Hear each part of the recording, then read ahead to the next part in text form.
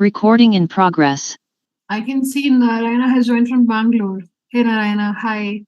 I can see Bhavna from Maharashtra. Hi Bhavna.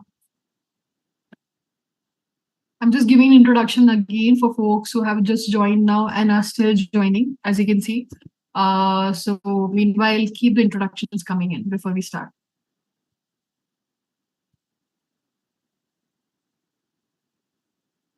I can see Aditya has joined from Bihar. I can see someone has joined from Hyderabad as well. I can see Sunil has joined from Gujarat. So hello everyone. So we'll be starting the session just in few minutes. Meanwhile, just get settled in wherever you're joining from. I can see Karthik has joined from Guntur. And I can see Sunil has joined from Gujarat. Awesome. Keep the introductions coming in. Meanwhile, we start the session. We'll just take few more minutes to start the session.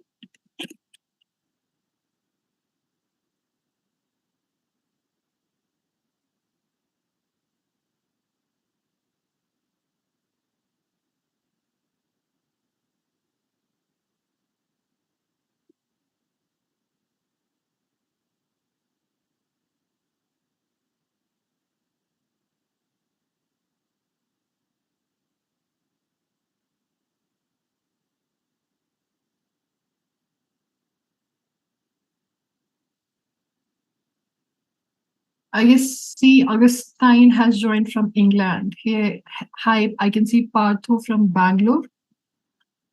Awesome. Welcome everyone. We'll be starting in just few minutes. So meanwhile, what you can do is you can utilize this time. If you have a question, you can put out your question in the Q&A box. If you want to introduce yourself, I would love to know where you're joining from. And I'm pretty sure the folks who have joined here as well, they're pretty warm and welcoming. I can see from the chat here. I can see introductions coming in on chat. So would love to know where you're joining from before we start, just in a few minutes.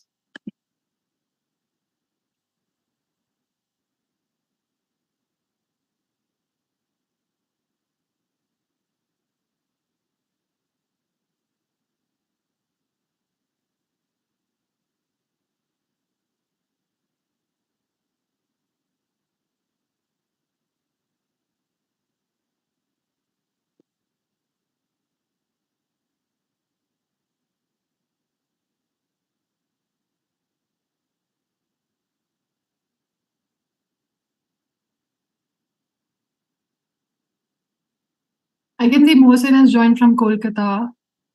Hello, Prateek. Hi. I can see Amit has joined from Bangalore. I can see Y Kumar. I would love to know your name. So good evening. I can see Praveen has joined from Chennai. So just to let you know, my name is Rasha Khan. I'm your host for this webinar and I'm joining from Bangalore, India. Would love to know where you're joining from. I can see Lynn has joined from South Africa. I can see Power from Vishakhapatnam. I can see Balraj from Chennai. Awesome. Keep the introductions coming in. I can see someone from Philippines as well. I would love to hear your name because from your email, I am not able to understand your name. Correct me. And I can see someone has joined from Kolkata as well. Good evening, Yash. I can see Yash has joined from Uttar Pradesh, Kanpur.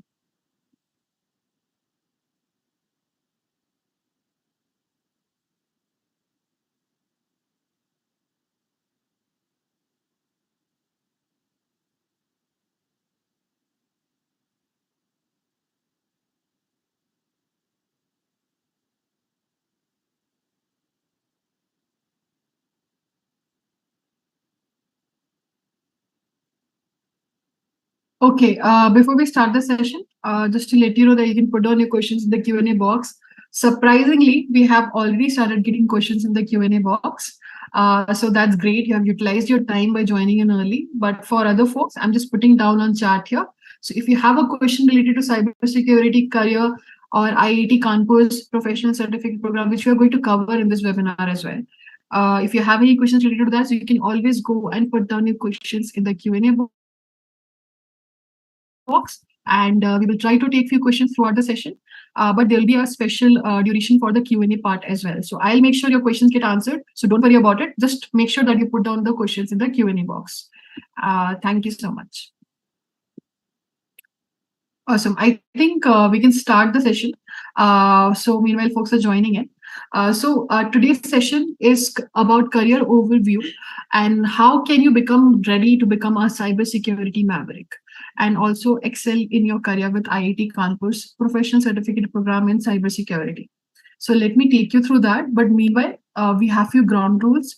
So you can put down your questions in the Q&A box. In case you put down your questions in the chat here, which I love, which I'm loving, like to see your interactions here where you're joining from. But I might miss your questions because we get a lot of messages on chat. So I would love to know what query do you have related to the program or cybersecurity career in general. So put down your questions in the Q&A box. Surprisingly, we have gotten a lot of questions here already in the Q&A box. So during the session, if you have a question, put down the question there. I'll try to take it throughout the session. But in case we are not able to take those questions during the session, I'll try to take it for during the Q&A session when we go there towards the end of the session. For folks who have asked, the session is being recorded. You will be getting a recorded link to view post the webinar, and also you can expect a follow-up mail with the recording link and also a special bonus offer. To request a proof of attendance for this webinar, you can provide your name in the post-webinar survey. So that will help us give you the certificate with your full name. So please do that.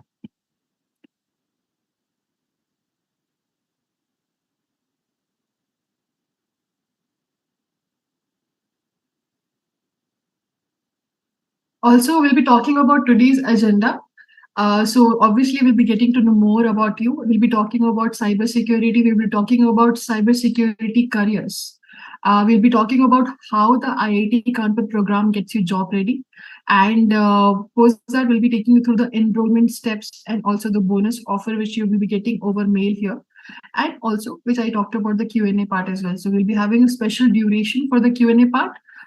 So just keep putting down your questions in the Q&A box, and I'll make sure that our speaker today, Paras, who has joined us, like answers your query and helps you with that. Awesome. I can see folks are still giving introductions on chat, so that's great. Would love to know where you're joining from on the chat here. I can see folks have joined from Kochi, Hyderabad, and Ghaziabad, Qatar. So awesome. Keep the introductions coming in. So meanwhile, I would love to get to know you a little better. So I would love to know, like, how many years of experience do you currently have? If you can see a quick poll on your screen, you can see how much years of experience do you have. So I would love to know you better in order to help you out in the cybersecurity career which you're aspiring to go for. So I would love to know how many years of experience do you have. So you can see the first option. Are you currently studying? If the second one, if you have 0 to 3 years of experience. The third one, if you have 3 to 5 years of experience. The fourth one, if you have more than 5 years of experience. So you can just quickly go and vote on the poll which you're seeing on your screen right now, because we would love to know a little bit more about you. And apart from the interactions, which are great, which you're giving on chat here.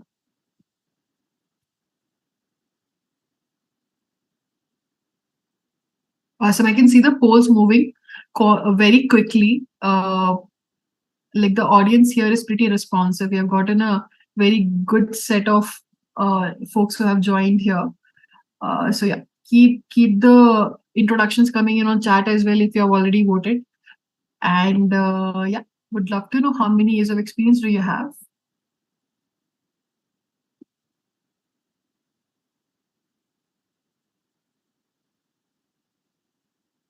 Awesome. I can see most of the folks have already voted, but few of the folks who are left, I would suggest that just quickly go and vote on the poll you see on your screen. You have to vote for the option which is most suitable for you as per your experience currently, and you can just submit it.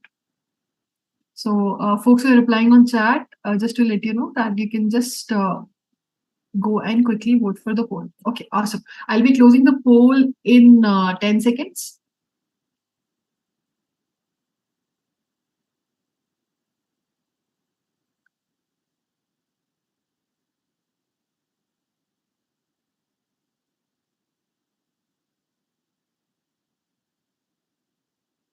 Okay. Closing the poll in 5 seconds. So 5, 4, 3, 2, 1. Let me end the poll and share the results with you.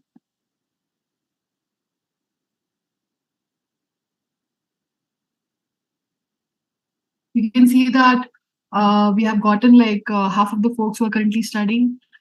We have a few folks who have 0 to 3 years of experience. We have folks who have more than 5 years of experience, and few of them have 3 to 5 years of experience. So that's great.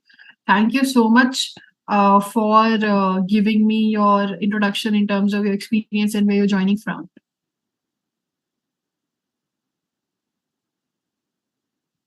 Okay, I can see the questions coming in on chat here as well.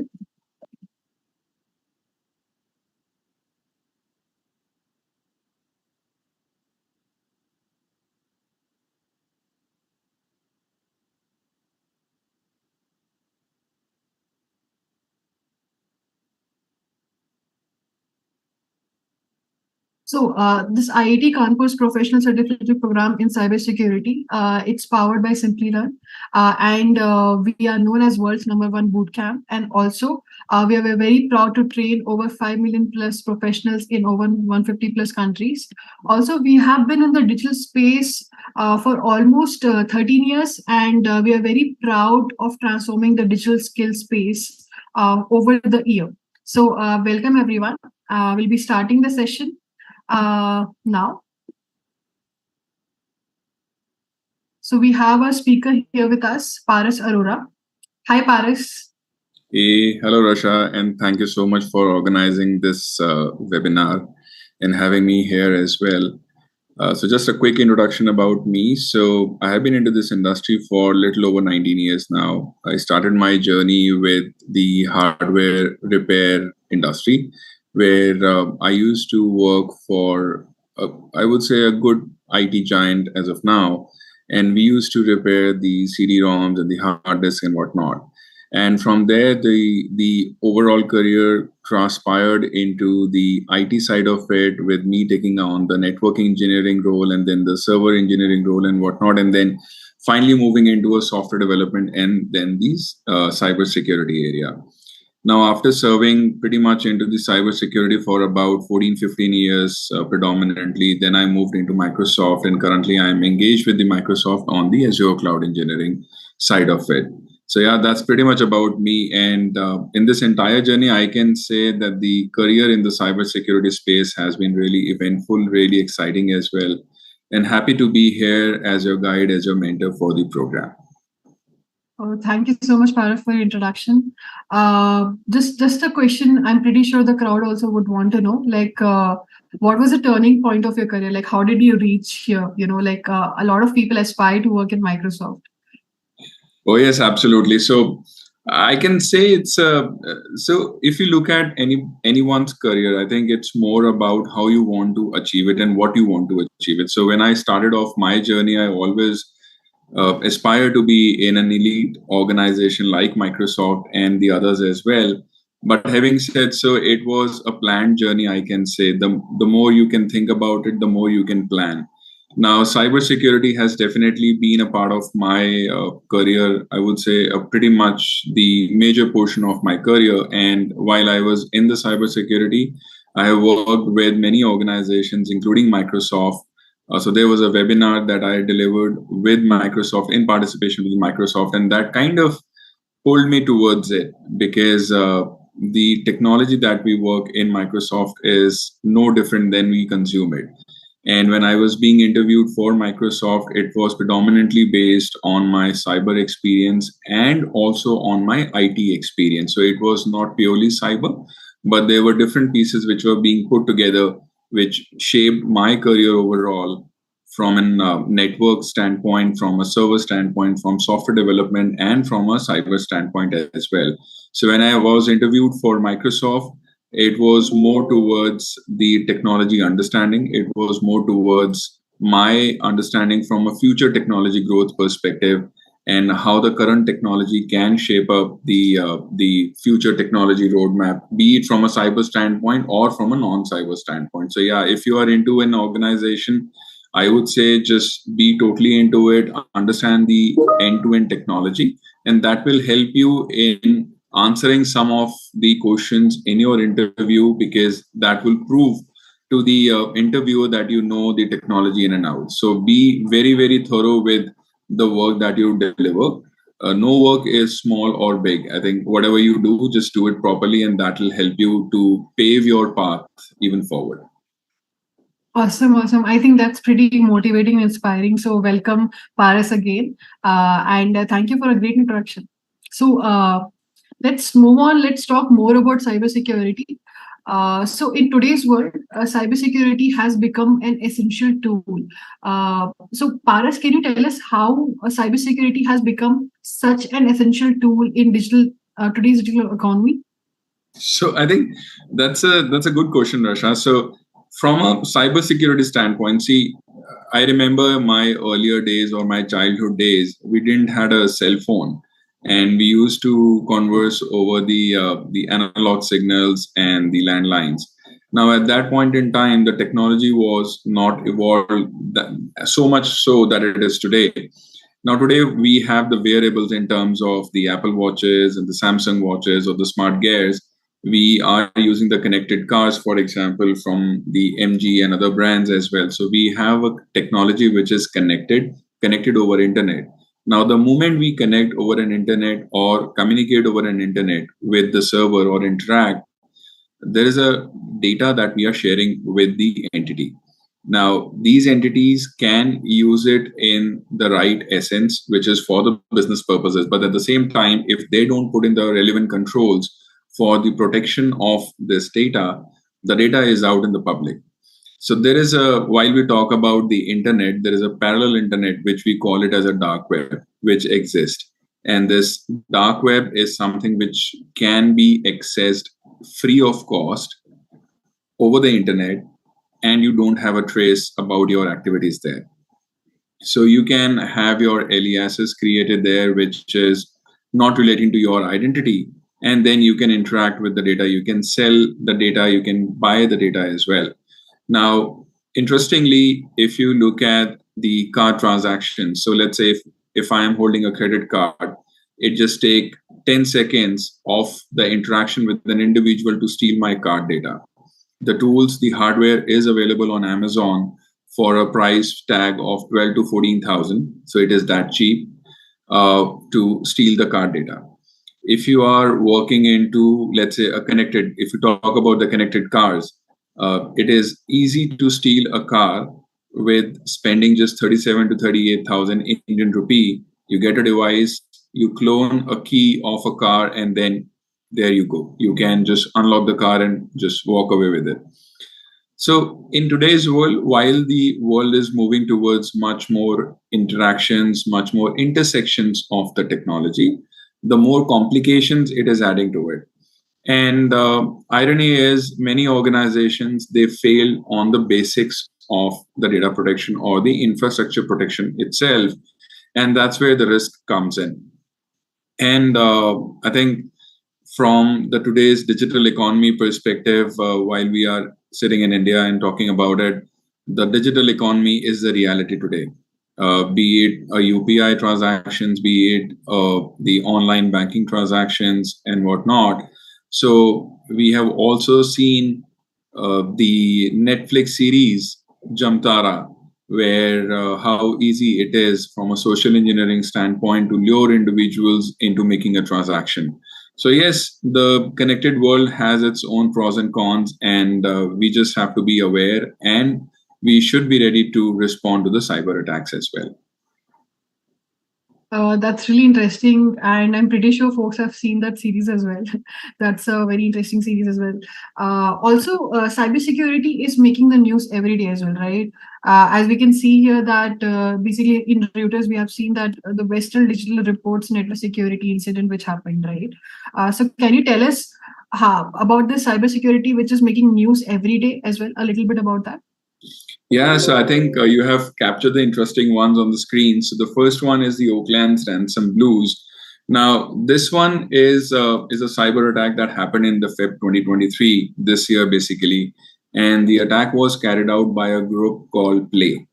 Now, this group is pretty new into the cybersecurity, which was kind of emerged in 2022, which is last year. The attackers, they exploited a vulnerability in the Microsoft Exchange server named as proxy not shell, which was a zero-day vulnerability, which was also acknowledged by Microsoft. So they exploited the vulnerability in Microsoft Exchange. They infiltrated the environment and they encrypted the cities, which is the Auckland city's computer systems. They demanded a ransom, but Oakland refused to pay the ransom back to the attackers. So the attackers were able to compromise and stole some data from the city and leaked it on the dark web that we just talked about, exposing the personal information of thousands of current and the former city employees and the residents of Auckland. Now, which essentially means that anyone who has worked for or interacted with the city of Auckland was compromised. Now, what was compromised was the social security numbers, driver license numbers, birth dates, home addresses, police misconduct allegations, bank statements, and also some of the private information on the current and past city mayors of the city. Now, this information, if I put in myself into those shoes or that particular situation, I would obviously be furious about it and would be worried about my data as well. Like, I don't want everybody to know my house address or my mobile number or my social security number, which is as good as Aadhaar in India. So I don't want a public at mass to know about it, right? And the FBI there is still investigating the incident. They are trying to recover from the damage. The ransomware attack has definitely caused a lot of frustration and anxiety for the people affected by it. So yeah, it was one of the notable breaches that happened from a cyber standpoint this year. The second one, which we see on the screen, is on the Western Digital reports on the network security incident. Now, this one is a classic example where the third party, which was in partnership with Western Digital, they had access to the Western Digital systems as well, from the maintenance, from the user administration and the server administration perspective. So they got breached by a phishing attack. Now, this phishing attack is a type of attack where an attacker sends out an email believing or kind of imposing it to be, let's say, coming from a bank or from Amazon or from any other retail store and so on. And if I have an account on that particular platform, the email would just read, click here to gain back your access, or there is a transaction which is pending your authorization, or the account is going to be inactive if you do not activate today. So these kind of statements basically enable or force an individual to log on, to click onto the link first of all, and then put in their credentials onto the forged web page.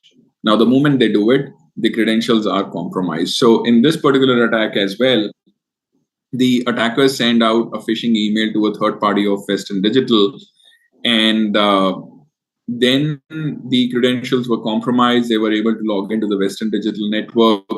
They affected the overall cloud storage of Western Digital and took about 10 terabytes of data, the code signing certificate, private phone numbers of executive, lot of back office data, and they also were able to capture on the Microsoft Azure tenant.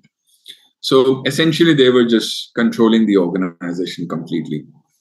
Yeah, so this is something which a third-party vendor, the Western Digital is dependent on the third-party vendor to make sure that the controls are in place, and the third-party vendor is taking good care of it. The third one, which is Putin's global cyber warfare tactics, I think this is the one which is related to the Ukraine war as well. Obviously, this is a political in nature, and what happened in this is there is a leak which prescribed that there is an organization called NTC Vulcan, which was working with the Russian military intelligence agencies, and they were supporting the hacking operations, spreading the disinformation about the Ukraine war, and were also part of controlling the internet to some extent. Now, The NTC Vulcan was also linked to the notorious hacking groups like Sandworm, which was responsible for several cyber attacks on Ukraine, South Korea, and other countries as well. What the files that were kind of released on the dark web suggested that there's a lot of manuals and reports which were there, which suggested the use and the deployment of software systems such as MSZV, ScanV, and Crystal 2V, which were designed to manipulate the online communications, scan and exploit the vulnerabilities, and also to train cyber operators respectively, which means they were building up a force or a cyber army.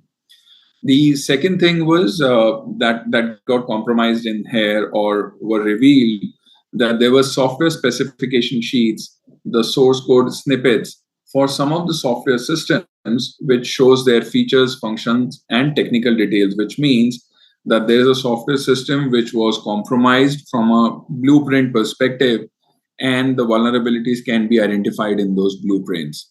So yeah, I mean, these kind of details were leaked, and which suggested that the Russia did had an opportunity to attack on Ukraine and other Asian countries like South Korea to kind of manipulate their IT systems and their citizens' data as well. So yeah, I think these were some of the notable security incidents. The other one, which I just want to talk about, is on the ransomware attack that happened in May, which is very recent, I would say, on the United States. So there was a colonial pipeline that was there in the United States East Coast, and the ransomware attack happened there in the month of May 23, which disrupted the fuel supplies all along the East Coast. The attack was carried out by the hacker group called DarkSide. They demanded about $4.4 million in Bitcoin as a ransom. And it also, this particular attack basically exposed the vulnerability of critical infrastructure to cyber threats and caused panic. Buying and prices got hiked for the gasoline. So yeah, cyber attack is not only to an individual or to an organization, but can also be affecting the states and the citizen. Think about a situation, the fuel price is going up because of a cyber attack and the price is getting manipulated. So yeah, these kind of this is the reality from an cybersecurity perspective that we live in today. Wow, that's really interesting and scary as well at the same time. Thank you so much, Paris, for taking us through that. I can see one question from the chat here by Kiran. That my question is, what is the biggest challenge cybersecurity domain is facing nowadays? See, I think from a cybersecurity domain perspective, there are multiple challenges, but I think the topmost is of the talent itself. I have been into this industry for long. I've talked about it. And being into this industry, I can say very confidently that even today, we do not have, let's say, the auditors. I mean, if I talk about one particular profession, so we do not have the auditors having an understanding of the IT system. We do not have the pen testers knowing what they are doing or what tool they are running and what impact it can cause to the target system. Thirdly, we do not have the red team testers or the penetration testers to not only test the IT systems, but also the human element of it, which is linked to the social engineering. And I think the bigger issue is overall understanding of the cybersecurity domain itself. For some, it is just a tick in the box exercise. For some, it is about running tool without knowing the tool. And for some, it is about running the tool, but they do not understand the outcome of the tool. So yeah, I think the biggest challenge today is on the talent itself. And that's something which I think has been addressed by a lot of I would say news agencies, a lot of surveys, a lot of independent research organizations as well. And time and again, this is the need of an hour, which is still unfulfilled, I would say. Agree to that. I hope that answers your question. Yeah, Kiran Singh, thank you for the answer, Paris. So let's move on. And so, what exactly are the leaders saying about cybersecurity today? So, you can see that Stephanie Napo. It takes 20 years to build a reputation and few minutes of cyber incident to ruin it. And you can see Robert S. Mueller, who's the former director of the FBI, says that there are only two types of companies: those that have been hacked and those that will be hacked. And I can see Inder Khatri from Deep AI. If our computer is not safe, then we are also not safe mentally and socially. Let's secure our computers to be safe. What do you say, Paris? I think the Roberts the saying is kind of that I have used throughout my life as well on my presentations, because I truly believe into it. And the reason I say so is there was a security incident which I was part of. I was investigating. I was part of the forensics team, and there was a breach that happened. The organization in Pune in about 2013 year. And when I was part of that team, what we realized was the attackers were part of the system for about 7 to 8 months, and the organization did not had any clue about it. So they were operating as normal. The attackers were learning out the system. They were learning out the integrations of the system from Oracle database to the Tomcat and whatnot. And then eventually one day they planned a time bomb, kind of a software where everything would trigger in a matter of seconds, and they were able to siphon off $45 million in a span of seconds across 18 countries. So, I mean, think about the magnitude of an impact. 18 transactions happening at the same time in different countries from a same credit card, siphoning off about $45 million. So yeah, that was one of the incidents. And then, if even if I look at the consulting organizations, or let's talk about Microsoft. So in Microsoft as well, in recent times itself, we have seen the attacks being targeted towards it. While the Microsoft is definitely one of the leaders into technology area, but still is not immune to the cyber attacks. So if Microsoft cannot be immune to a cyber attack, I can confidently say that none of the organization today is immune to it. And whatever controls that we put in, it's at the end, it's a software that we are running to protect ourselves. And the softwares would come with their own vulnerabilities, would come with their own weakness and limitation, and that's something which the attackers are always exploiting and taking the lead there. And I was watching a web series again, a Family Man, where it says it just takes one effort or one instance for an attacker to lead or to win. But whereas if we are into a kind of a respondent or a defender, then it takes all those events or all those instances for us to protect the organization again. So yeah, it's a tough job being into cybersecurity. It's exciting. But yeah, I truly resonate with all these sayings that you have put on the slide, Rasha. Awesome. Thank you so much, Paris. Also, as the cybersecurity crimes are growing, the cybersecurity growth is also accelerating, towards it. Can you tell us more about it?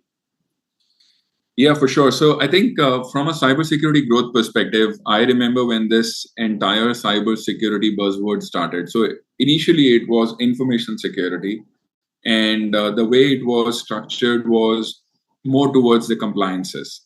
So if I'm into a particular industry, I would have a certain compliances to follow, and for that particular thing, there was a department that got formed named as information security, because it was everything about information. Then the era changes, and the buzzword came out with the cybersecurity, which is more towards the connected world. So it is no more only revolving around information, but rather it is more about connections. It is more about the intersections that we do. And this industry I have seen being grew from about, let's say, if I talk about a particular department, initially, if it was about 4 individuals in the department, today it is 40. And I'm just talking about like 7 years back or 8 years back for a very, very small firm. If I talk about the mid-size organizations, the role has evolved into different departments itself.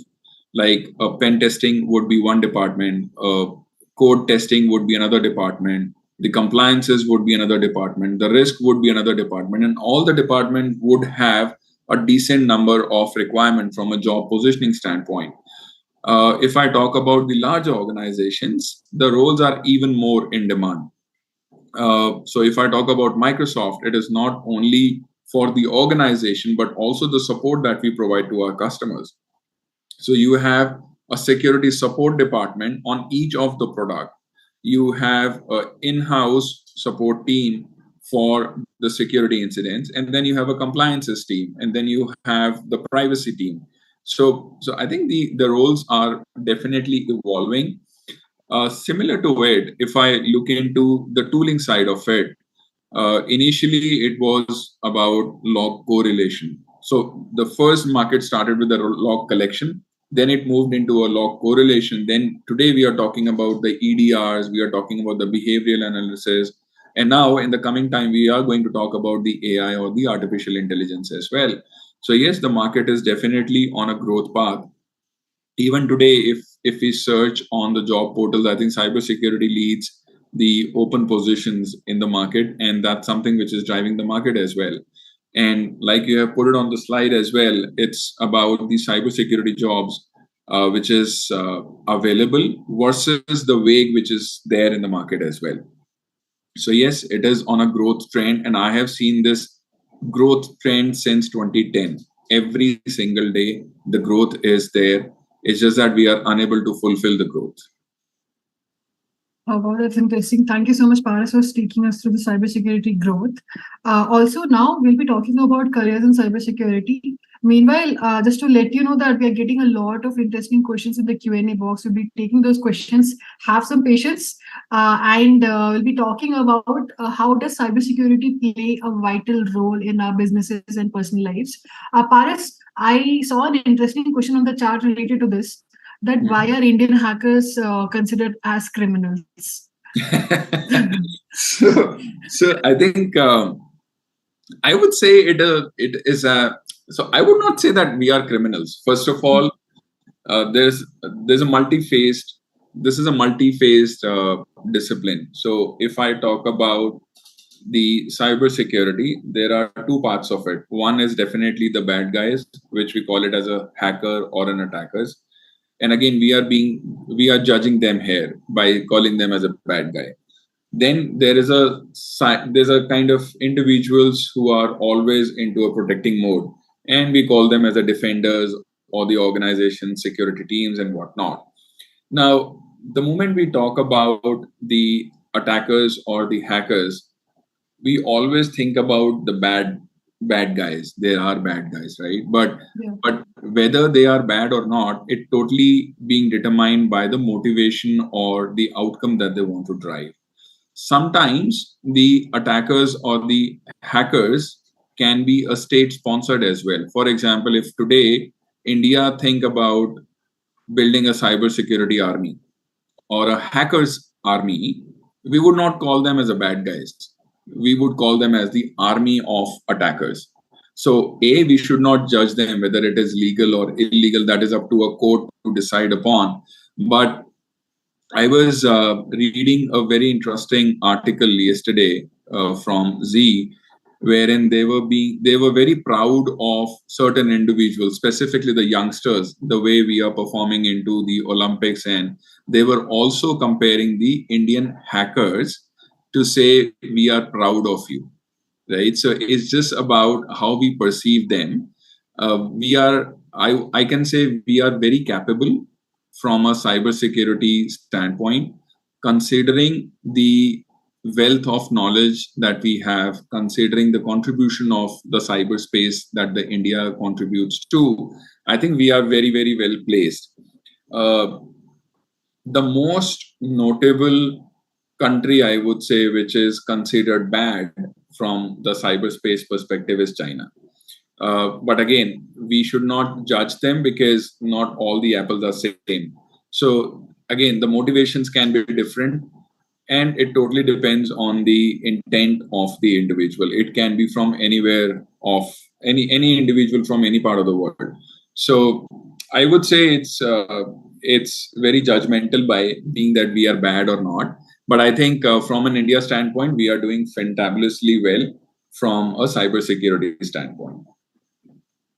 Awesome. I hope that answers your question as well from the chat. Now, moving on to the job growth part as well. What folks can basically interest in terms of what kind of roles they can take up, or what kind of job growth they can expect in the coming years. So I was reading through one of the questions itself on the chat, where one of the participants, I think, have asked, I'm from a non-IT and can I take up the journey of cybersecurity? And I think the answer is yes. And why I say so is, see, IT is just the technology that you can leverage to achieve certain tasks. Now, cybersecurity is just an extension of that IT. Obviously, the efforts that you need to put in would be slightly more than a person knowing the IT. So anybody can take up the cybersecurity role. It's just that you have to be very, very clear in terms of what you want to achieve. So there are multiple streams in cybersecurity itself. So one is related to an antivirus. So for example, so you can be a researcher in an antivirus organization where you are working on the malwares, on the exploits, identification of it. You can be a freelancer as well, where you are creating the malware. So you are a developer and you want to start your career into cybersecurity. So you can start developing the malwares for exploitation of the vulnerabilities, contribute that to an antivirus organization so that they can prepare a vaccine for it as well. So that if today you are able to create a malware, there could be another person who will be able to create or replicate that malware. So you should have a vaccine for it. So antivirus organizations hire a lot of malware experts or the researchers. The second kind of role that you can look at from a technology standpoint only, if I talk about, so you can be a red team expert, you can be a penetration tester, you can be a vulnerability researcher, and these all streams are more towards the technology. So these are technology oriented streams. Then there is a stream where you do not have the dependency on IT to a great extent. So you can read, if you are able, so let's say you are into a legal profession, you can take up a cyber law as a stream for you. You can take up the compliances as a stream for you. You can take up the opportunity from the privacy standpoint. I mean, these are some of the buzzwords which are being used today. Privacy is on the top of the discussions, even for the boards as well. So you can be a privacy expert if you want a non-IT related stream.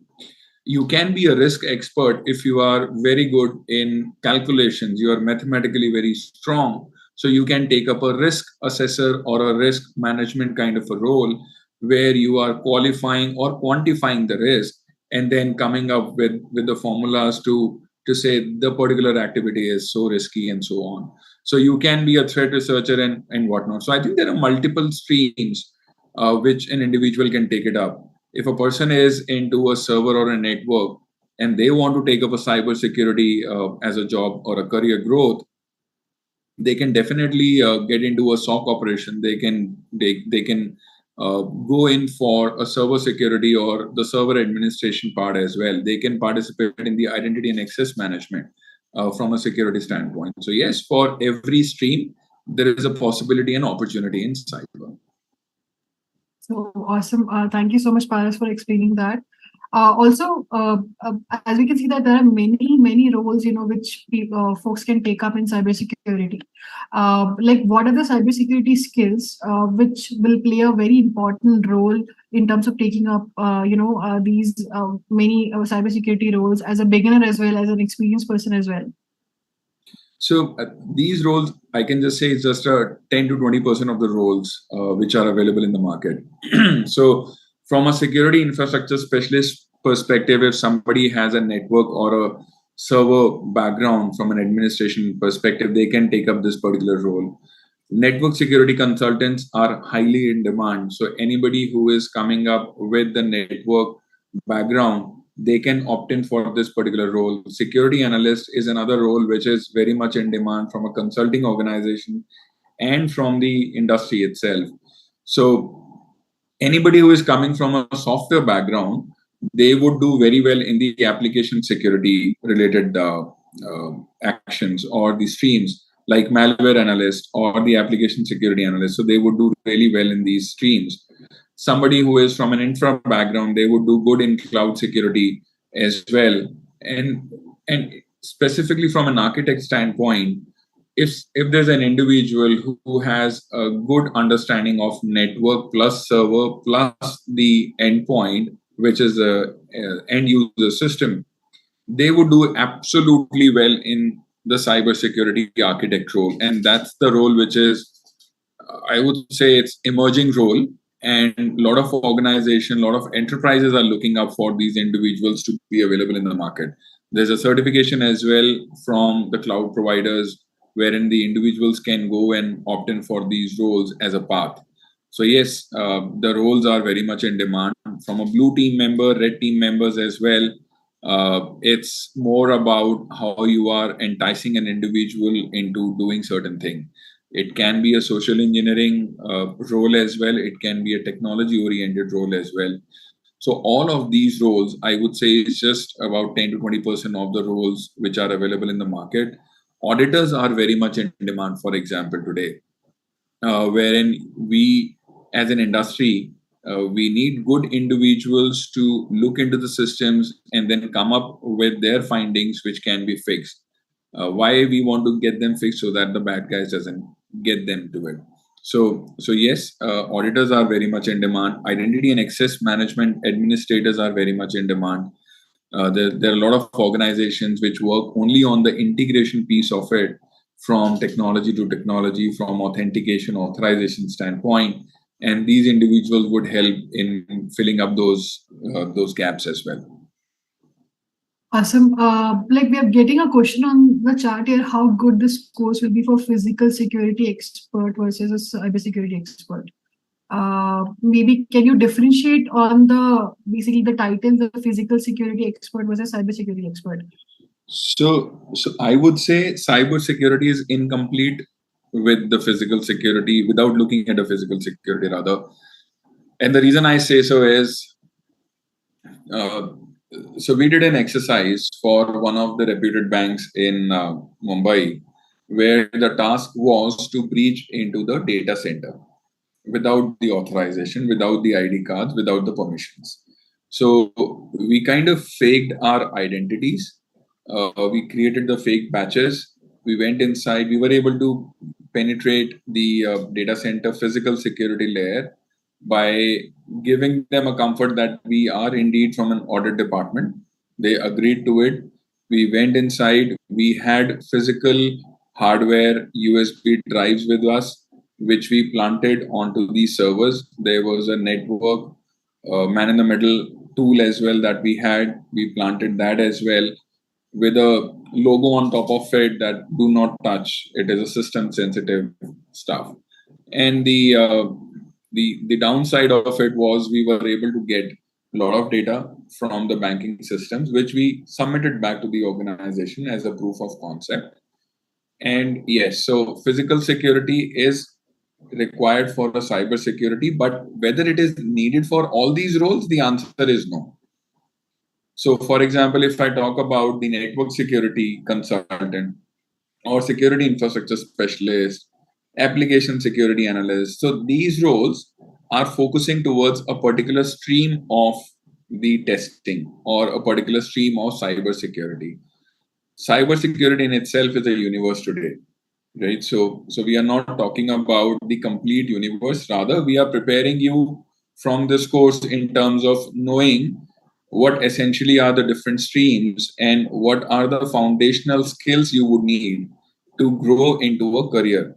You can't imagine to learn everything in a 6 months time period. There's a lot of stuff which gets integrated into cybersecurity, but with this particular course, you would be learning most of the stuff, if not all. I hope that answers your question. Thank you so much, Paras, for taking it. up. Now let's go to the main part of actually doing this course or even becoming a cybersecurity expert, the salary part. As we can see, the Indian average annual salaries for a cybersecurity engineer is starting from minimum 4 lakh per annum to 12 lakh per annum. And a cybersecurity architect earns up to 42 lakhs per annum. And a CSO expert actually earns 61 lakhs per annum, and so on. We have gotten these details from the source from Glassdoor, but do you have a comment on the salary part? Because I think that is also one important part. Why would anyone want to become a cybersecurity expert, as it is a growing field as well, right, in terms of career? So can you tell us So something about it? I would say, Rasha, these are very, very conservative numbers. From a cybersecurity engineer perspective itself, I can tell you the maximum is the minimum today. For Oh, okay. cybersecurity architect, the maximum is probably in the average range today. And for a CISO, again, the maximum is in the average range today. So, so I would say the ranges have grown tremendously well. I know a CISO who earns 4 crores a year. And I know a very dear friend of mine who earns about 85 lakh rupees a year. And he's a fresh CISO, just got into a CISO role. So yeah, the numbers are very, very conservative. For cyber architect or a cyber security architect, I can say the average would be somewhere around 50 to 60, and the maximum there is no end to it. For cyber security engineer, the minimum would be 12 lakhs as a starting. Again, though it depends on organization to organization as well, but I'm just talking or generalizing it. The maximum for a cybersecurity engineer, I know individuals into this particular role, and it would go up to 40 to 50 lakhs as well. So yes, the roles are evolving, and the so as the salaries. Wow, that's pretty motivating for folks who are looking actually forward to go into this field. So that's really amazing. Also, Paris, can you elaborate on the range of career options that an individual can take up, pursue within this dynamic field of cybersecurity? So, Roshan, like I said, there are multiple streams. So, one can be a non-IT related, wherein the individual from a law background or from a non-IT background, they can pursue a career into compliance. It can be ISO 27001 system auditor. It can be an ISO 27001 implementer as well. Similarly, the person can contribute towards the risk identification, the risk assessment team. They can be part of the risk management team overall in an organization. So these are the roles which are available for the non-IT. They can be part of the privacy team as well. For a technology-oriented roles like network security, vulnerability assessment, then digital forensics, incident management, data management, and identity management. These are some of the roles which are more suited towards the technology. But for non-technology, like business continuity, can be a best suited role, which is also one of the important aspects for any organization to sustain. The business continuity role is very much in demand, not only in India but also abroad. Similarly, asset and inventory management does not require too much of IT understanding, so people can take up this role because this is a foundation for any of the technology framework to rely upon. Or data privacy can be taken up by the non-IT individuals. So yes, there can be IT oriented roles, there can be non-IT oriented roles. It just totally depend on the individual's interest where they want to invest from their time perspective. Thank you so much for answering that, Paris. We are getting a lot of questions related to the career paths taken. Maybe we can take it in the Q&A part. So moving on, there are many tools, libraries, platforms, which folks will get to, learn in this particular program of IIT Kanpur's Professional Certificate Program in Cybersecurity. Paris, can you maybe tell us a little bit about these tools? I think we are getting one question on the Q&A box as well. Maybe once you're done, we will take that question related to tools as well. Sure. So I think of these all tools, the mother of all tool is Kali Linux, and it has got, so first of all, it is available as a community edition, so you can download, use the tool. or an operating system in itself. But having said so, all these tools are the specialized tools which have been in the industry for long, and they perform a very, very specific task for the pen testers, I would say, wherein they will be able to determine the vulnerabilities. So there's a complete cycle, if I have to talk about it. So there's a complete cycle of a cyber attack. So it starts from a reconnaissance. So for reconnaissance, I can use Wireshark, I can use Nmap, pen test tools, MX Toolbox. So these are the tools which will help me in identifying my target and profiling my target. Then moving on from a reconnaissance, it goes up to creating the weapon. So weaponization is the second stage where I can use Kali Linux. There's a tool called MSX. This burp suit, for example, which is on the screen. So we can use that. We can use MSF Venom, or so this MSF Venom can create a malware for me on Kali Linux platform. I can use MSF Console as the another tool which can help me in launching an exploit. So my weaponization stage moves to the exploitation stage, where based on the vulnerabilities that I have determined, I am basically exploiting the vulnerabilities by the weapon that I have created. Now, before the exploitation happen, I need to deliver the weapon to the target or to the victim as well. And that's where Kali Linux has a tool called social engineering platform, or the social engineering tool, which help me in creating a phishing page or a phishing website on the fly. So Metasploit is the MSF console or the MSF Venom that I talked about.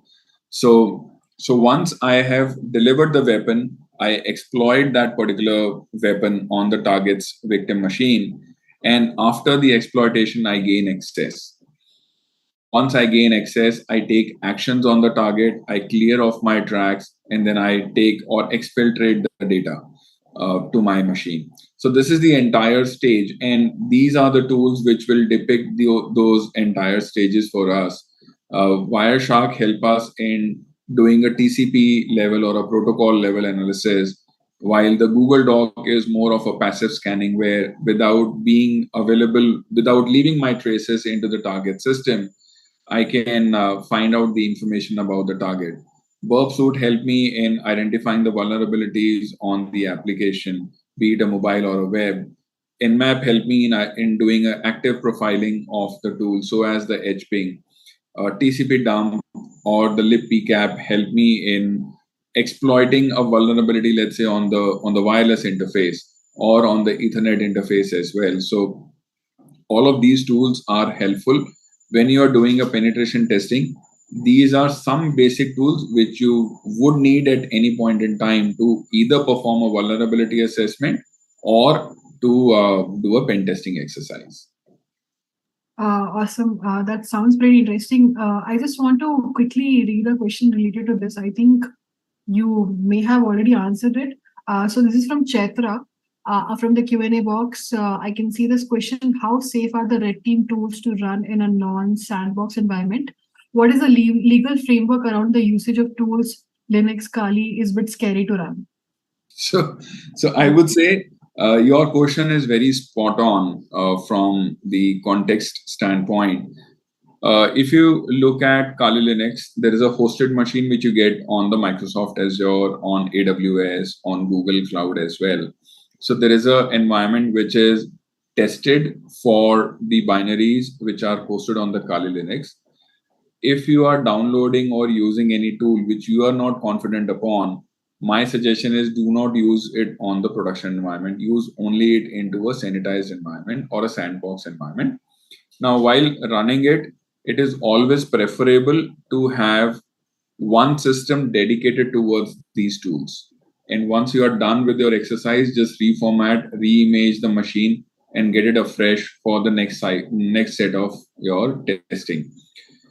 There was a time when my team was developing a particular tool on Ruby on Rails language, and they were downloading certain modules from the internet for the tool to work.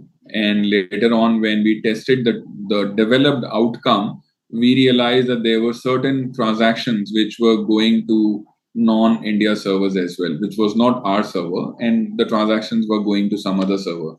And that's where we realized that it is not safe to download and use even the modules when you are developing a software. So I think it's best to use the tools that you are downloading from internet into a very safe environment, test them out thoroughly, and then use it onto your testing machine, which should be separate from a production machine. Test it on, use it on the testing machine, and once the testing is done, then get the testing machine re-image. That's the best option available. That sounds interesting. I hope Chaitra, that answers your question. Chaitra has responded. Thank you so much for a detailed answer, Paras. So now, so we have talked about the skills, and we have talked about the career paths. We have talked about basically what salaries you'll be getting. Paras has given a very detailed explanation on the salary part, which is very important. So you can see a quick poll on your screen. In order to help you out better, I would love to know that what exactly is stopping you from taking this cybersecurity certification. So this is a multiple choice question. You can select multiple options. So as you can see, a very quick poll on your screen, that I can't find a fully comprehensive curriculum. If that is your concern, you can choose that one. You can see a second option of I don't have the practical exposure I need to become job ready. And the third one, I find it difficult to learn from pre-recorded videos. And the last one is my work schedule wouldn't allow me enough time for learning. So please let us know your biggest concern. What is stopping you from taking the cybersecurity certification? And meanwhile, you're doing that, I can see the polls moving in. We've gotten so many interesting questions in the Q&A box, and we cannot wait to take those up as well. So just a few minutes away from the Q&A part. So stay tuned, and loving the interaction on the chat here, folks. Like I can see that people are very curious about the cybersecurity in general, knowing about it. So, yeah. So I'll be closing the poll in 15 seconds. So few of the folks who have not voted in, you can just go and quickly vote. Basically, what is the biggest concern you have, when you think about taking up cybersecurity as a career option? And also, as we are talking about IIT Kanpur's this professional certificate course in cybersecurity, if you have a concern related to that as well, you can also fill in this poll here, quick poll here. And here you can choose multiple options as well, in case you are not satisfied only with one concern. So yeah, I can see most of the folks have already voted. We have gotten a very active, interactive audience here, Paras, I must say. Yes, indeed. I would concur with that, Rasha. So I'll give like 10 seconds more for a few of the folks who have not voted. So what exactly is stopping you from taking up the cybersecurity certification, taking up the cybersecurity career path? So you can see those quick 4 options on your screen. So I'll close the poll in 10 seconds.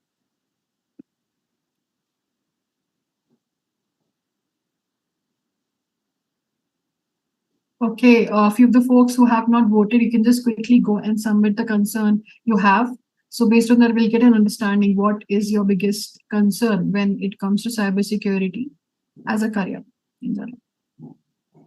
Awesome. I can see all of the folks have almost voted. Only few are left. So I'll be closing the poll in 5 seconds.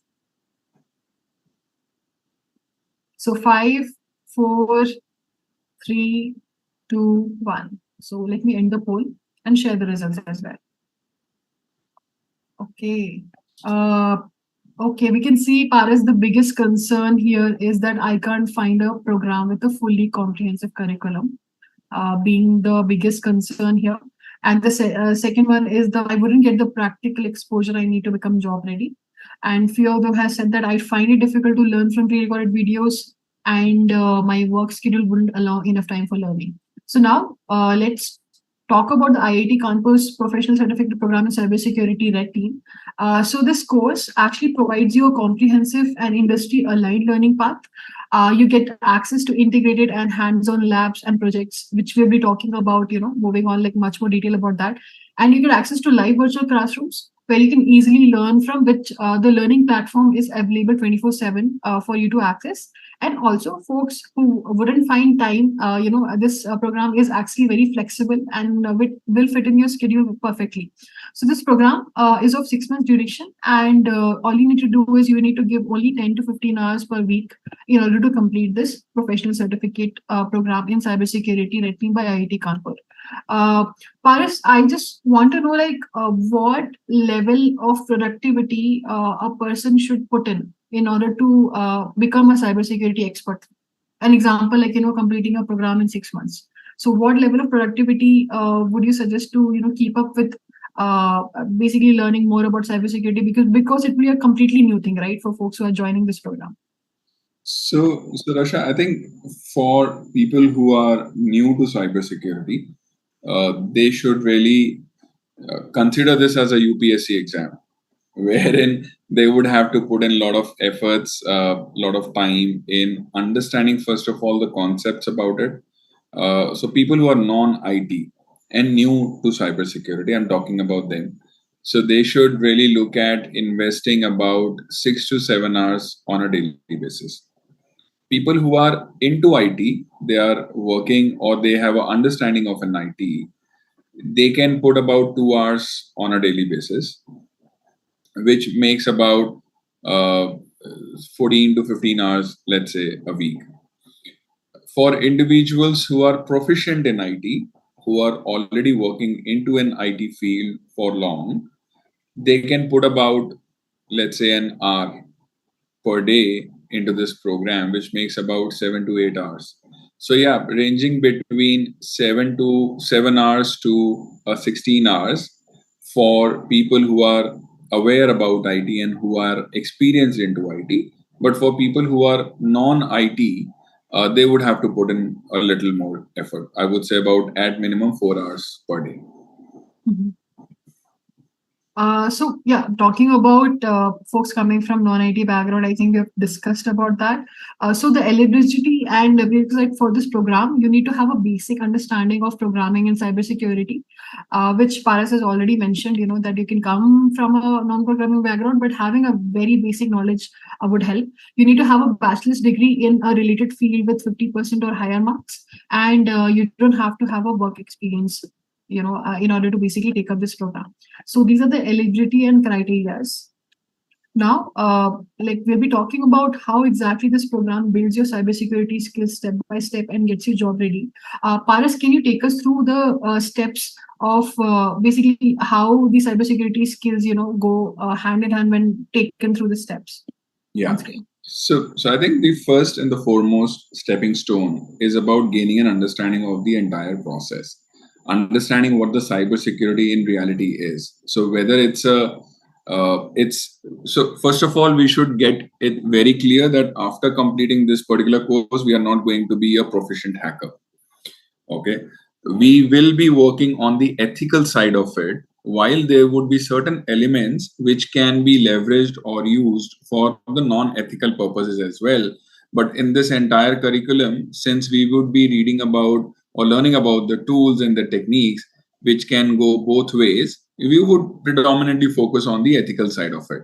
So the orientation session, the ethical hacking being the first foundational stepping stones for us, would allow us to understand what the ethics in reality means, how to undertake a particular testing engagement with an organization, what is a document called rules of engagement, what are the binding ethics from a penetration testing standpoint or from a technology testing standpoint. Further to that, we would be taking on the tools, we would be learning the tools, and we would be carrying out the vulnerability assessment, which would allow us to identify the vulnerabilities on a scale of low to catastrophic. So we would be able to determine and appreciate those vulnerabilities from the availability in the environment perspective. So we would know about the vulnerabilities in an application, vulnerabilities in IT systems, vulnerability in networking systems, and so on. Once we have identified the vulnerability, then we have to categorize those vulnerability into buckets and we have to exploit those vulnerabilities.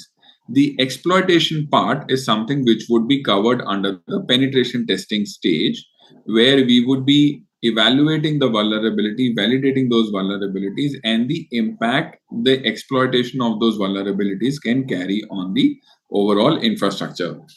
Further to this, there would be a capstone project, which will be more of a hands on experience for the individual, and that will prove your participation in the program, that will prove your, uh, I would say, the efforts that you have put in from a learning standpoint, which would be more of an outcome based project, which would be evaluated, and then it kind of completes the program overall.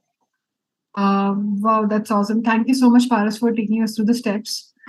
And also talking about the electives. So the elective here are optional, and we do not charge anything extra for that. So it comes as a part of the program. So it's optional. Like if you want, you can take it up. You have full support from our end.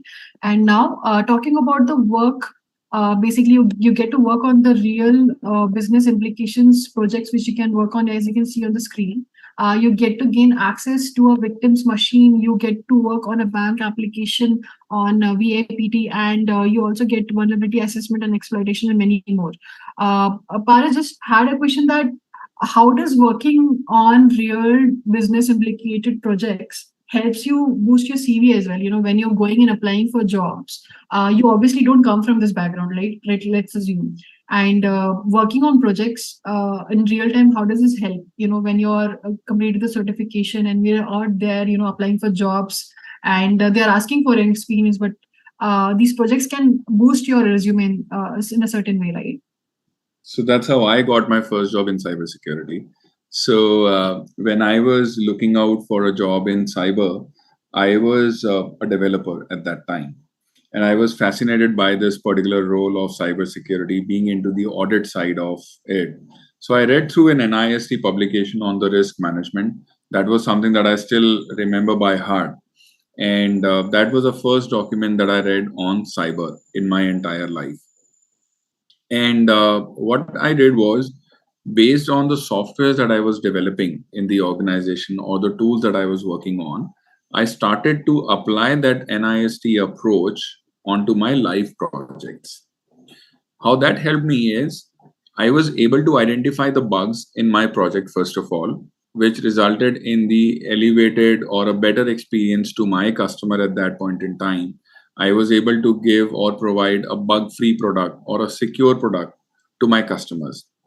So it helped me in that particular field. Secondly, since I have applied the NIST approach onto the developed application, that is something that goes into my blood now.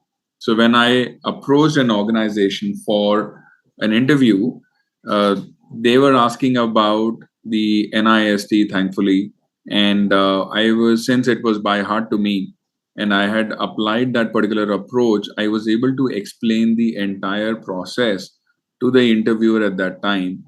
And the interview ran for about 2.5 hours in 2007 or 2006 rather.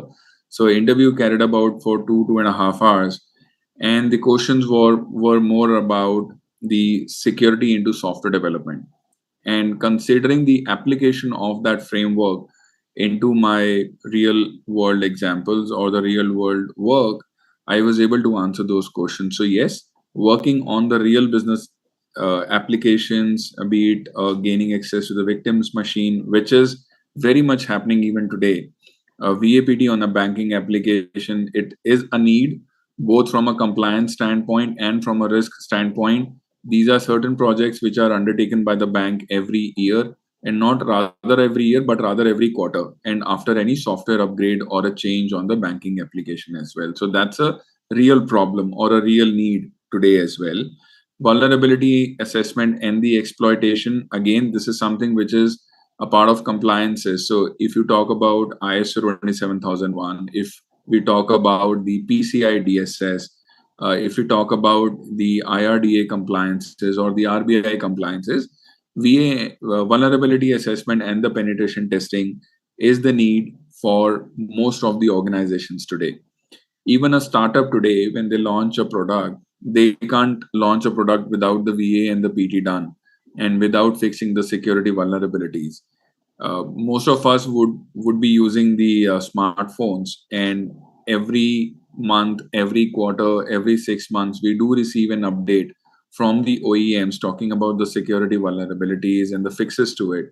And these are just an outcomes of those vulnerability assessments, the code testing and stuff. So yeah, these are all the real examples that we have taken, and these would help you and enable you to visualize the entire cycle, and would be able to convince the interviewer as well in terms of the efforts and the reality and the practicality of it when it comes to you doing it by your hand. So yes, these are very, very relevant. Wow, that's interesting. Thank you so much. Also, we also have a capstone project which they can showcase to the future employees as well.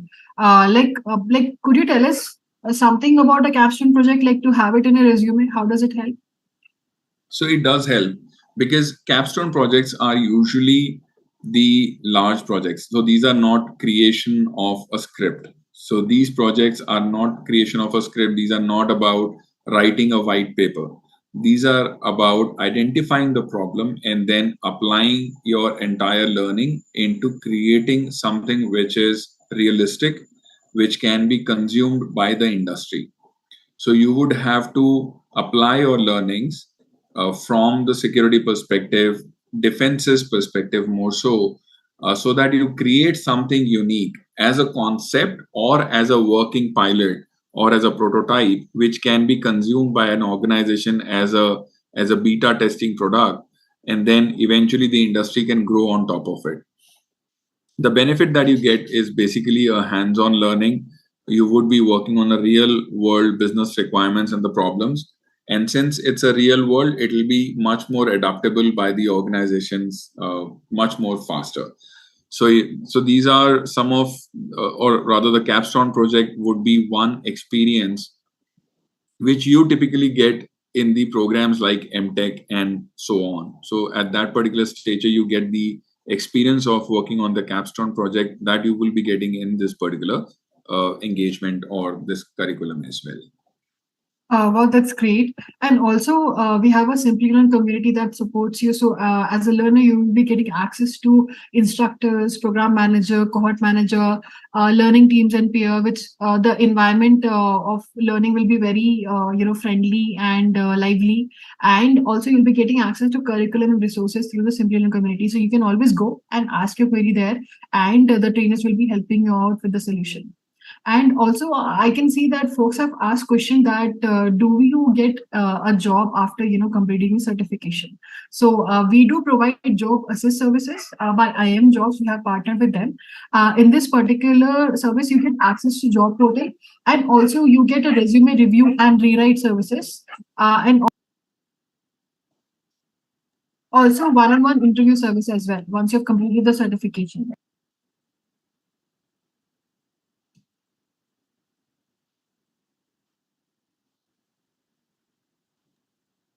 So sorry. So yeah. So would love to know that are you interested in enrolling in this program? So if you can see on your screen right now, there's a quick poll. So based on your interest, would you like to enroll in this IIT Kanpur's professional certificate program in cybersecurity red team? So you can see a quick poll on the screen here. So folks who are interested in enrolling the program, we would love to know to help you out better and take you through the program in much more detail. So you can see a quick poll on your screen here. So would you like to enroll in this program? So you can just quickly just choose an option. If you're interested in the program, you can just choose the option yes and submit it. So I'll just leave this poll for some time. Meanwhile, I'll just check. We have gotten a lot of interesting questions in the Q&A, which we'll be taking up just after this pretty soon. So yeah, looking forward to this one. Because during the session as well, we were getting a lot of interesting questions. So yeah.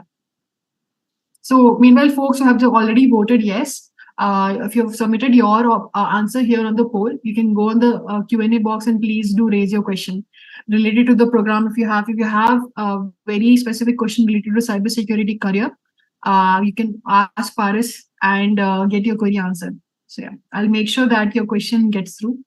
So make sure it's relevant. It's related to cybersecurity. That's all. So yeah. So I'll be closing the poll in 10 seconds. I can see most of the folks have already chosen. I can see a lot of interest here towards the program. So that's really interesting. So I'll be closing the poll in 10 seconds. So would you like to enroll in this program? You can see a quick poll on your screen. Awesome. So I'll be closing the poll in 5 seconds. Last 5 seconds to vote. So 5, 4, 3, 2, 1. So let me end the poll. And we can see that almost like 70% of folks are interested in enrolling the program. So that's great. Now let's move on to the how basically you can enroll for this program. I can see like folks have asked on the chat here as well that what are the steps, what is the fee structure. So let me take you through that as well. So there are three simple basic steps you can follow to enroll in this program. You can submit an application to us at askus@simplelearn.net. Also, once your application is submitted, it will go for a review, and based on the review, we'll be calling you for the admissions call, and also we'll be sending you an admissions offer letter over the mail as well. Also, the price of this program is 1,45,000, including taxes. And in case you're looking for financing options, it's also available. So the EMI will be as less as 4,935 per month. The cohort which is upcoming and starting is on 7th of November. The induction will happen, and the classes for this one will start on 11th of November. Also, just to let you know that we have very limited seats. We only take like 25 to 30 folks per program cohort, because we want to make sure that they get the all attention while you're focusing on completing the certification. Also, in case you have any questions related to the program, you can always reach out to us as askus@simplelearn.net. So yeah, so folks who have shared their interest in enrolling the program, we would love to know that how soon are you planning to enroll? So again, just one last poll before we take the Q&A questions after this. So you can see a quick poll on the screen. If you want to enroll immediately, you can choose the first one. You can see within 3 months option, within 6 months option, and even from more than 6 months from now. So folks who have already shared their interest in enrolling the program, I would suggest to quickly go and vote on this last poll of this webinar session before we take up the Q&A questions. So this will help us understand when are you planning to enroll. So accordingly, we can reach out to you. So the current program has a bonus offer as well, which you'll be getting in your admission letter, and also through a learning consultant who will be calling from Simplilearn to help you out to take you through the program as well in much more detail. So I can see the polls still moving in. So I'll give it some more time, 15 seconds, for a few of the folks who have not voted before we move to the Q&A part, which I'm looking forward. We have gotten like 100 plus questions there. So we have covered like little bit of the questions from there, but we'll try to take as many questions as possible. So yeah. So I'll be closing the poll in 10 seconds. So I can see folks are still voting. I'll give 5 seconds more. So 5, 4, 3, 2, 1. I'll just end the poll. So we can see that a lot of the folks want to join immediately, and a few of the folks want to join within 3 months to 6 months, and few of them want to join from 6 months from now. So now we are going towards the Q&A part of the session. Interesting part of the session is that we have started getting questions even before the session started, Paras. Like people were putting down questions. So that is why we have a lot of questions. They have a lot of curiosity towards cybersecurity and taking that up as a career. So maybe meanwhile, let's start with few questions. So let me just check out questions here.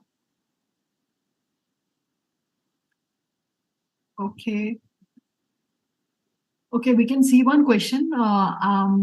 What are the job opportunities for BCA students in cybersecurity field? Paras, can you help us with that?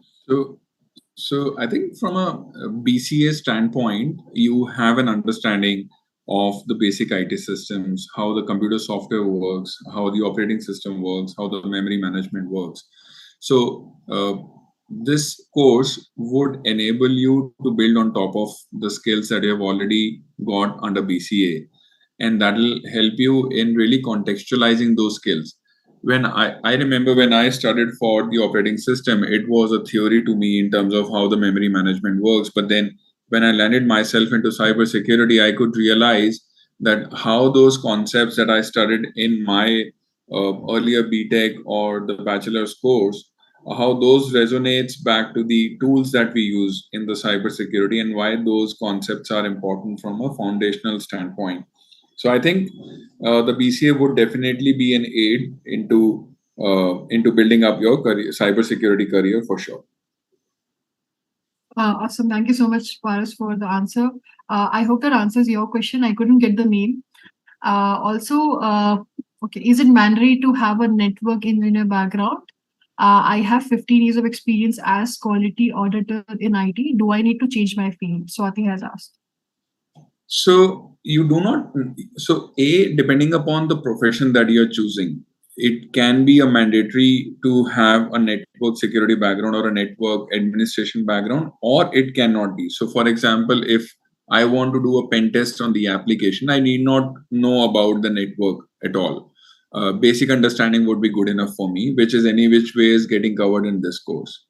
If I want to be a infrastructure penetration tester, then absolutely I need to have the networking understanding and a good understanding of a networking administration as well, which will help me in identifying the vulnerabilities and exploiting those as well. If I want to be into a privacy side of it, I need not possess any working technology skill at all. So it totally depends on which field or which discipline you want to get into from a cybersecurity standpoint. And depending on that, you may or may not have a relevance of a network administration as a background. The second part of it is if you are already working into a particular domain for 15 years and you want to move into cybersecurity, I would say take your best judgment, because you've already invested so much of your time and career into one particular field. If you believe that there is no growth in that particular domain beyond a certain limit that you have already grown, then you can evaluate cybersecurity as a career option, because for cybersecurity, you would be a new entrant into the domain. Though it would not be a completely new domain for you, and the industry would not look at it from a fresher standpoint as well. But then you may not get that advantage into immediate joining from a cybersecurity standpoint. So you may need to invest certain more into cybersecurity, and the best suited profession for you would be either into an audit or into a compliance related job from a cybersecurity standpoint. Those disciplines would be able to appreciate your experience into the quality, and they would be able to benchmark you on their salary standards as well, or their leveling standards as well, based on your experience. I would not recommend you to go into a technology domain from a cybersecurity standpoint at this career junction. Thank you so much, Paras, for the answer. Swati, I hope that helps you out. Also, I can see one question okay, I cannot see the name, so I'll just read out the question. So, dear team, I worked as a SAP consultant for 2 years. I have a career gap of more than 3 years till now. I wanted to move into cybersecurity now. I'm already attending AEPCS program from IIT Bangalore by Simplilearn. Will I be able to enter into cybersecurity field just after finishing the course, or should I update myself more with any other certifications? It would be really helpful to receive your suggestions. Thank you in advance. So I think this course is one such course which is putting together all the practical learnings into it. Uh, there are different courses which are available. Like, for example, it can range from a CEH perspective, where you learn all the tools practically in just a matter of 3-4 days or 5 days, and you do not learn much out of it. Then there are courses like offensive security, which are like really advanced course, which gives you a kind of a video learning experience So you get the recording, you have to go through the recording and then apply those recordings or learnings into the practical exam. But I think this is one such course where you have a mix of both the world. So you get a hands-on exposure using the tool. It's not a very, very short-term course where you just come, learn the tool, and then go back.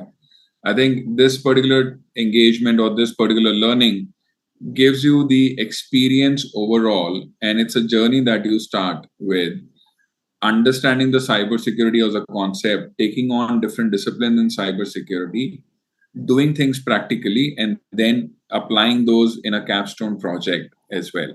So this is, I would say, this is a much more structured learning, and this should definitely help you in getting a job role in the organizations as well. Thank you, Paris, for the answer. Like, I hope that helps you. I can see one question from Kiran here. Is coding important for cybersecurity? Again, it depends. If you are interested in doing a code level review of the cyber or of an application, then having a developer background or a coding background definitely helps. So I would say if you do not have a coding background, do not launch yourself into an application side of it. Don't go into application security testing or the code testing as well. But then you can also look at streams like SOC. You can look at the streams like pen testers for the infrastructure. You can look yourself for the forensics investigation and so on, where you do not need much of a developer background. In cybersecurity, having a developer background obviously helps, but doesn't necessarily mean that you need to have a skill related to it. If you have a basic understanding of it and not engaging in the application side of it, it is still workable. Thank you so much, Paris, for answering that question. I hope that answers your question. We have gotten a question from Vinayak here. Hey, Paris, awesome to meet you here. I would like to know about the career roadmap in cybersecurity domain. Presently, I'm working as a technical manager, IT infra since last more than 10 years. Present company is planning to launch cybersecurity division in which we may pitch SaaS, vulnerability assessments, VAPT, etc., and solutions. I may get an opportunity, but I do not have an expertise in cybersecurity. How can I prepare myself, and how would be a career roadmap regards Vinayak? So I think first of all, you need to possess an understanding of cyber. You are already working as a technical manager into an organization. So whenever the role opens up, they would expect you to know the cyber as a subject. So that is the first and the foremost requirement. The second thing is there can be multiple streams at your levels. For example, you can be a vulnerability manager, wherein the vulnerability kind of gets collated at your end, and then you triage those vulnerabilities out to say these ones gets the phase 1 fix, these one gets the phase 2 fix, and so on. So you can be a vulnerability manager. You can be a overall risk manager as well, wherein you are running a department or you are running a team to determine what are the risks available in the overall technology. You can be a lead for, let's say, a technical team as well, wherein you yourself are not performing the technical engagements, but then you are directing the team in doing so. And while they are performing those technical engagements, you are reviewing their work, and then you are presenting that to a CISO office or the CIO office. So there are a lot of engagements that you can do at your level with your background. Since you are already working as a technical manager, so you would have a upper hand from a technology understanding perspective. So you would know the technology. Is just that building on top of it with the cybersecurity knowledge. Great. Thank you so much, Paris, for answering that. I hope that answers your question, Vinayak. So we have gotten one question from Meher Khan. Difference between threat, vulnerability, and risk is in your own words and the experience till now you have achieved. I think that's a great question. That's a very, very fundamental, but yet very textbook answers is something that you find it on the internet. See, I think vulnerability is a stepping stone to anything and everything. So vulnerability is just like a weakness. It can be a human weakness. For example, I drive car really fast, that's a weakness. Now, the vulnerability is I can't really control my emotions when I'm behind the steering wheel, and that's a vulnerability that I have. Similarly, the vulnerability can lead to a threat. A threat, if I have to define, is like a burglary getting happen in your house because you have windows. So you have windows, that's a vulnerability. Somebody can throw a stone and that can break the window pane, and then somebody can enter into it and steal some stuff out. So the threat is really a burglary that can happen. A risk is something which gets a magnitude of impact because of a threat getting exercised or the vulnerability getting exploited.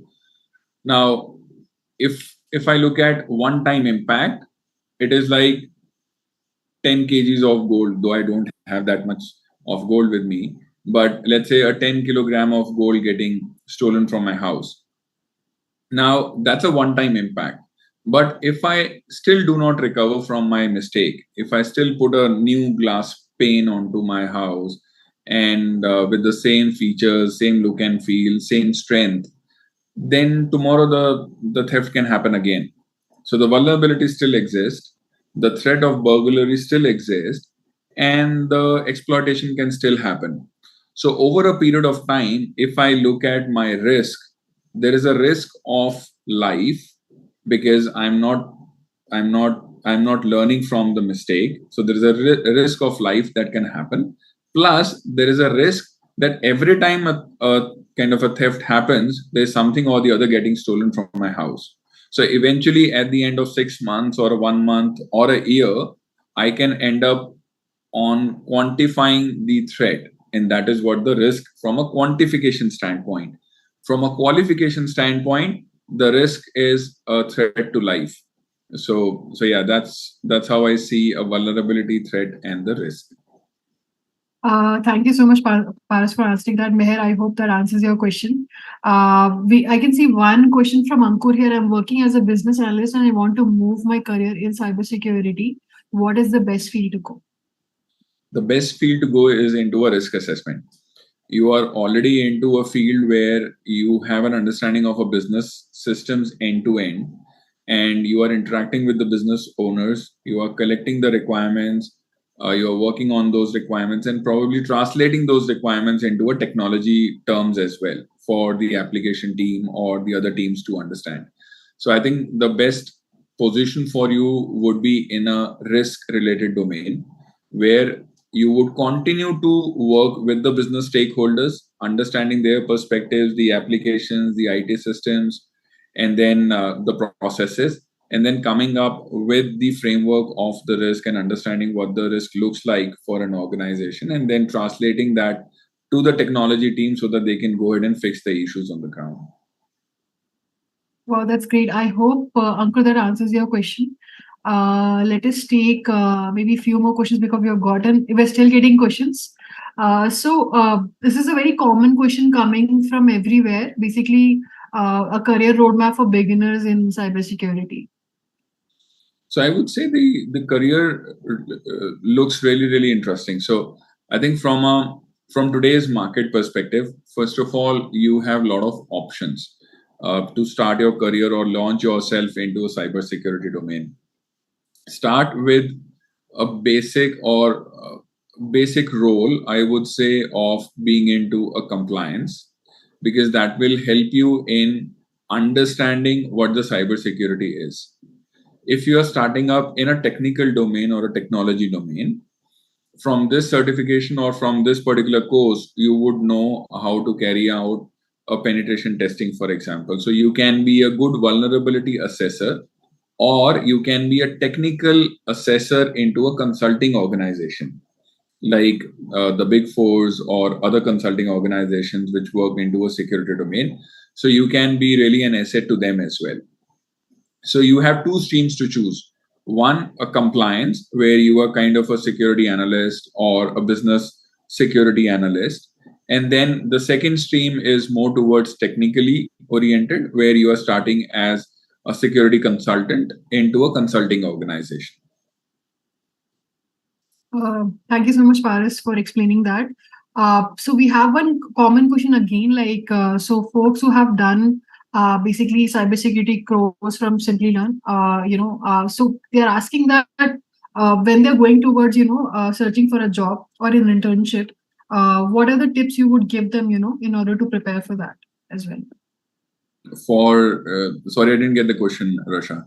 Yeah, so basically, I can see a common question coming in for folks who have done, basically are doing or have done a course from Simplilearn in cybersecurity. Like, what would you suggest them in terms of, like, when they are going for a job or internship? How would you suggest them to prepare, like, in terms of tips post getting knowledge or certification of cybersecurity? So I would say from an interview standpoint, there are some fundamental mistakes that each one of us do. So we boast our CV a lot. I think we should stop doing it. We should start putting something which we are really confident upon. We may have worked onto that particular domain or we may not have, but at least we should have a really hands-on understanding of whatever we are writing on the CV or a curriculum vitae. Now, what happened when we interview today, let's say in Microsoft, what we really look in is what an individual CV talks about. What are the tools the person has written? What are the frameworks the individual is talking about? What are the compliances the individual has worked upon? What are the technologies the person has really experienced upon? And we try to answer, or we try to ask the questions around something which is written in the CV. So not if we are not trusting ourselves, and if we are putting incorrect information into our CV, I think that's the first mistake that we do. We should stop doing it. If we have learned something in a cybersecurity course or a certification, and if we are very confident on that particular topic, like I talked about the NIST framework that I adopted, I was hell confident about it, right? And I used it to my attribute. But then, having said so, if we are confident about a topic, even though we have not experienced it, but we are very, very confident about it, go ahead and attend the interview. The more interviews you attend, see what is the worst outcome that can happen. You will face a rejection. What is the best outcome that can happen? You will get selected. So it's either ways. So it's 50-50 chance. So you have both the options of getting of securing a place and of not securing a place. The bright side is the more interviews you attend, the more library of questions you would build, and the more library of questions you would have, the more prepared you would be for the real final one where you will get a selection. So don't be afraid of the rejections. Those are just the stepping stones, and just face them with the courage, and just keep preparing on the library of questions that are being asked to you or put forward to you in the interviews. Start to kind of scribble about your CV, start to polish your CV based on the experience that you get in the interview, so that in the next interview you don't face those questions again. So yeah, that's a mantra. Wow, that's great. Thank you so much, Paris. I think we have a lot of questions, but we'll take one last question. I can see one question from Sneh Shankar. I am working on IM, which is part of cybersecurity as project manager. What would be the best career path for me? So there are two career paths that I can suggest. One can be of continuing in the IAM field, and that is like you are project manager right now. You can become a program manager in tomorrow's time. So that's one suggestion. Second, if you do not want to pursue on being a project manager and you are conversant about the IAM technology, you can get into the architect role as well. And I am being a very, very integral part of the integrations that we do. You are best suited for the architect role too. So yeah, these are the two career paths that you can evaluate. Awesome. Thank you so much, Paris, for answering that question. We can see that Sneha has responded also on chat. Thank you, Paris. Really appreciate it. We are getting a lot of thank yous, Paris, while you're answering their questions as well. So I think this is the last one. I'm so sorry, folks. We have already extended like by 40 minutes the session because of the demand we have. So they want to ask you a lot of questions, Paris, but we have to end the session. Maybe we can do another one. next month if you're available. So we'll do that. And thank you so much, Paris, for taking the time out and answering these questions. Folks which have about cybersecurity as a career and about this program as well. Thank you so much, Paris, for joining us. So yeah, would you like to say something to the crowd before we leave? I think thanks to everyone who stayed late. I still see about 84 participants extending the session, and I really love the energy that this particular group has brought to the table. I think the group has been fantastically participative, and thank you, Rasha, for organizing the entire session and stitching it together. Really appreciate that, and would be happy to take on certain questions if there are any on an email as well. So if somebody can just kind of put together into an email, I would be able to answer those as well. Sure, sure. Yeah, you can share down your details here as well in case they want to reach out to you if they have any questions here. So I can see someone responding on chat here that I missed some part of the session. So there's a chance, yes, you will get the recording. So you'll get the recording post webinar and you can view it. You can take your time. You can listen to Paris. He's answered so many questions here, which might help you out if you're planning to take this up as a career. And you can always ask us at Simplilearn.net if you have any queries, and also you can scan this code here to this will take you to the program page as well. So thank you so much, everyone. You have been a great audience, a very interactive one. And yeah, like I'm so sorry if we were not able to take your question. We'll take it in the next session, or you can always reach out to Paris as well, as he has said. If you have any questions as well. Thank you so much. We'll be ending the session now. Thank you, Paris. Thank you once again. Thank you, Rasha. Thanks, everyone. Take care.